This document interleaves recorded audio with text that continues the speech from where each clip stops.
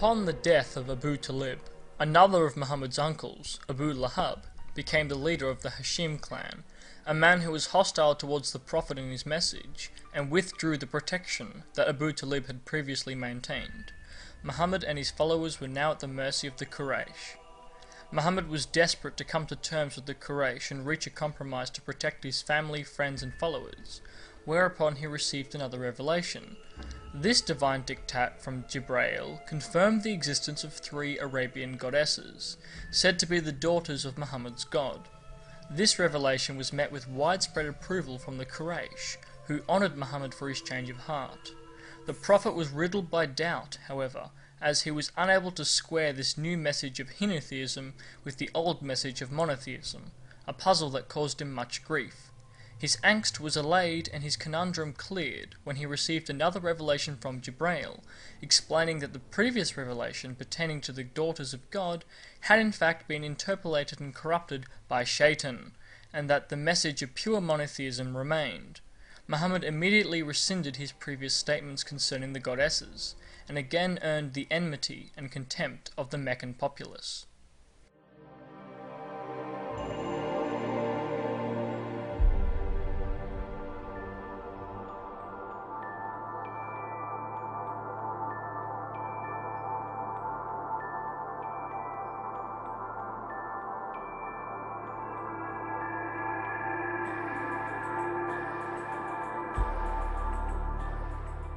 In 620 CE, Muhammad underwent a profound preternatural experience one night as he lay on the edge of sleep.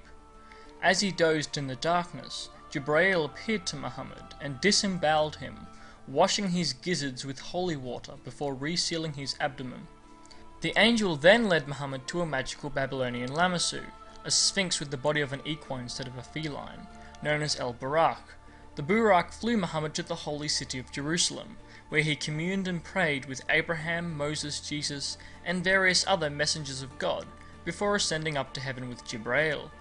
After passing through the gates of heaven, Muhammad rose through the 7 layers of the afterlife, meeting many different prophets and witnessing the joys of paradise until he reached the top and met God himself.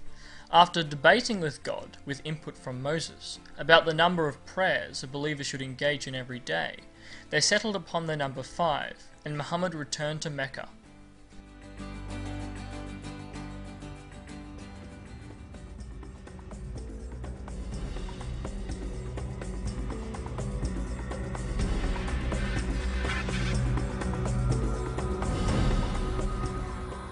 As conditions in Mecca worsened and the followers of Muhammad faced more and more persecution, the Prophet sent many of his devotees to live in Yathrib, the city where his father was buried. In Yathrib, his followers found solace and refuge, and were free to express their beliefs. Yathrib was proliferated with Jews, who were divided into 3 tribes, the Kanuka, the Nadir, and the Qurayza, who until recently had controlled the city. At Muhammad's time, however, the balance of power had shifted to 2 Arab tribes, Aus and Khazraj, who were fighting each other for control over the city. Some of these Arabs converted to Islam, and along with the Meccan Muslims living in Yathrib, they called for the Prophet Muhammad to come and live with them, a call that was strengthened by the prevailing beliefs of the Yathrib Jewry that a new prophet from God was imminent. This was coupled with the Aus tribe and the Khazraj tribe's need for an objective mediator to solve their conflict, which created a powerful incentive for Muhammad, who had gained a positive reputation in Yathrib thanks to the proselytizing of his loyal followers, to leave Mecca behind and move to Yathrib. The final push came when Muhammad gained word of a plot to take his life that was fermenting amongst his fellow Meccans, so in the dead of night, he and his last followers left Mecca and migrated to Yathrib in an event that would later become known as the Hijra. Muhammad received a royal welcome in Yathrib, where he and his community thrived in unity with the local Arabs. He gained many new converts to his religion, and used his position of influence to begin grafting Yathrib into a theocracy. The first mosque was built, Masjid el-Quba, and the city was renamed Medinat un-Nabawi, the city of the Prophet, which became shortened to simply Medina. The Jews, in contrast to the Arabs, were disappointed, however, as it became apparent to them that Muhammad was not their prophesied leader, and gradually came to see the growing Muslim community as a threat. Muhammad tried to gain their approval and even started praying towards Jerusalem instead of Mecca, and observing the Jewish holiday of Yom Kippur, but when it became clear that he was getting nowhere, he abandoned these practices. Worst of all, however, was the ridicule that Muhammad received from those Jews familiar with the scriptures, who openly mocked and exposed Muhammad's ignorance of biblical and midrashic narratives. Muhammad's hatred of the Jews stemmed from this experience, and in perfect synchronicity, the revelations of Jibreel began to debase and condemn the Jews, who were accused of corrupting scripture and straying from true devotion to God. Another group who were condemned and debased in Jibrail's timely dictations were the so-called munafiqeen, or hypocrites, those Arabs in Medina who ignored the Prophet's message or defied his authority. Those Arabs who did submit and follow Muhammad, by contrast, were labelled the Ansar, or helpers. It was in Medina that Muhammad married his second wife, Aisha. After the death of his first wife Khadijah, Muhammad had been stricken by grief, but Jibreel appeared to him in a dream to show him his wife to be in infant form, Aisha. Aisha was the 6-year-old daughter of Abu Bakr, and after pressure from Muhammad, he agreed to give her hand in marriage to the Prophet. They were promptly engaged in Mecca, but it wasn't until after the Hijrah, 3 years later, in Medina, that the marriage was consummated, when Aisha was a prepubescent girl of 9 years of age.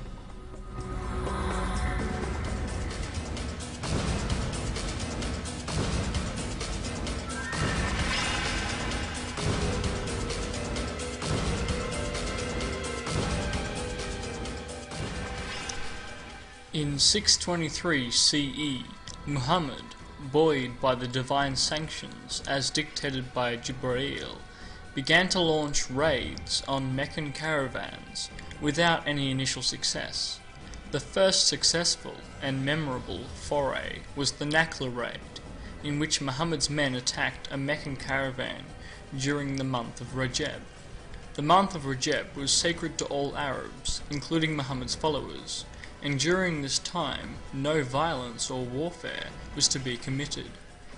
Even Muhammad's followers in Medina were outraged by this gross breach of etiquette when they heard of the raid, but fortunately for Muhammad, Jibreel gifted him with a timely revelation that dismissed the sacred month of Rajab as nothing more than a polytheistic superstition. In response to this affront and violation, Mecca declared war on the Muslims of Medina.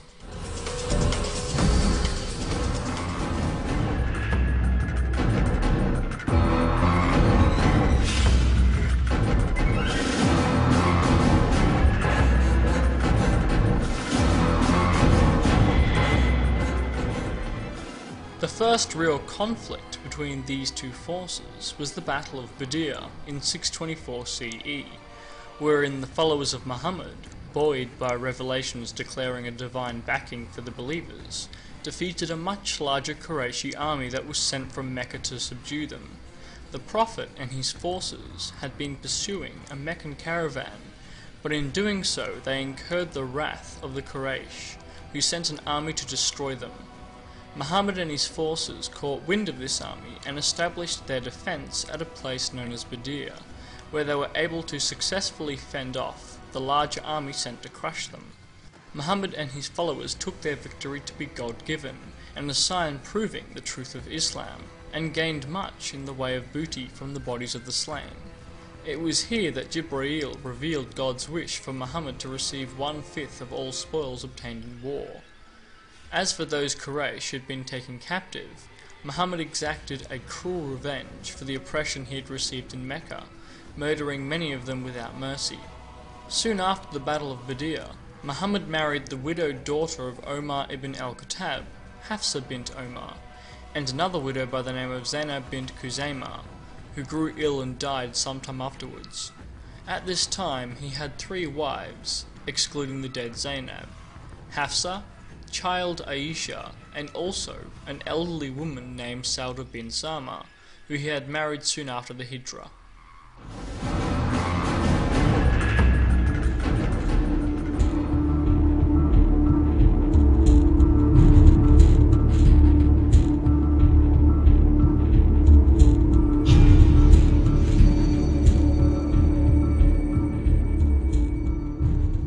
Muhammad's power and influence grew after his victory at Badr, as did his intolerance towards non-Muslims, particularly the Jews.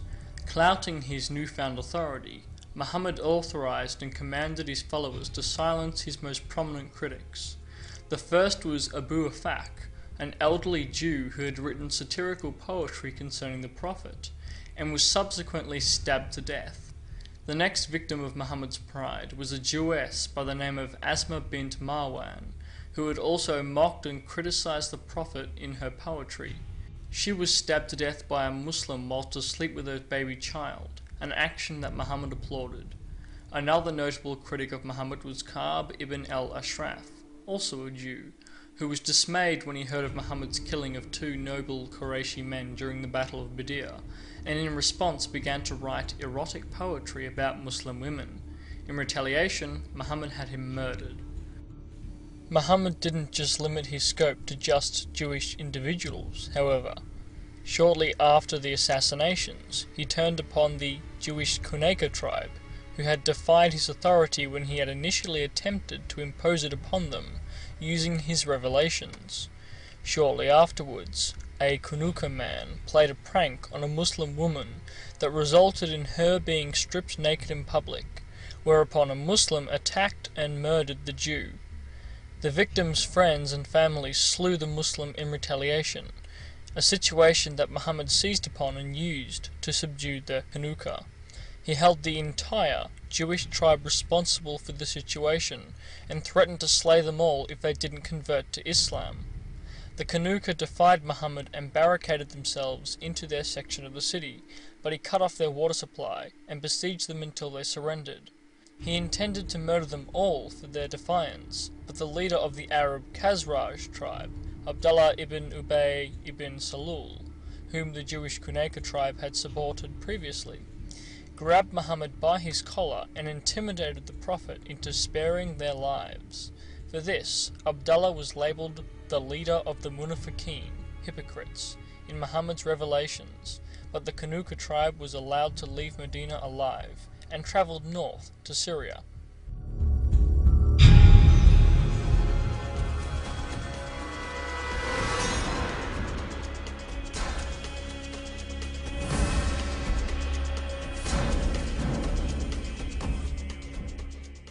In 625 CE, a year after the Battle of Badr, the Meccan Quraysh again sent an army to defeat Muhammad, who had cut off their trading routes to Syria and was thusly a threat to their very survival.